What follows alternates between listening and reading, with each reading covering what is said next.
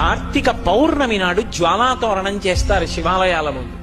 జ్వాలాతోరణము అంటే ఇలా ఓ కర్ర కట్టి పైన ఒక కర్ర కడతారు. మీ అందరూ జ్వాలాతోరణం చూసిన వారే, ఏదో నేను చెప్పాలని చెప్పడం తప్ప.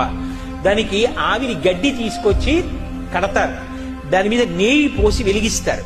వెలిగించి ఆ మంట అంటుకోవడం ప్రారంభం అవగానే పల్లకీలో పార్వతీ పరమేశ్వరుల యొక్క ఉత్సవమూర్తులను ఉంచుకుని ఆ మంట కింద నుంచి 3 మార్లు వెళ్ళొచ్చేస్తారు.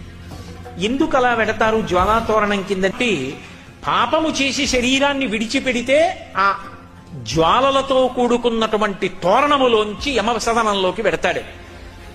ఇక పైన ఇలా పాపాలు చెయ్యకు, సద్బుద్ధితో ప్రవర్తించు, నువ్వు అక్కడ వెళ్ళవలసినటువంటి దారుణమైన పాపాలు నీకున్నాయి, వాటిని తీసేస్తాను, నీకోసం నేనొస్తాను సాయం.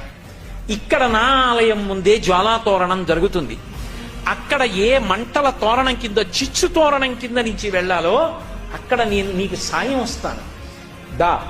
నేను ముందు వెడతాను, నువ్వు నా వెంటరా.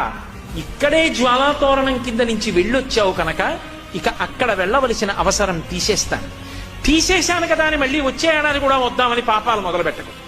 బుద్ధి మార్చుకుని నేను ఇంత నీకు అనుగ్రహించాను కాబట్టి నా అనుగ్రహాన్ని గుర్తు పెట్టుకుని ప్రేమతో నేను చెప్పినట్టు బ్రతుకు. ఇకపైన ఆ మార్పు తెచ్చుకుని జ్వాలాతోరణం కింద పరమశివుడితో కలిసి వెళ్ళొచ్చిన వాడెవరుంటాడో వాడు యమసదనంలో చిచ్చు తోరణం కింద నుంచి వెళ్ళవలసిన అవసరం ఉండదు.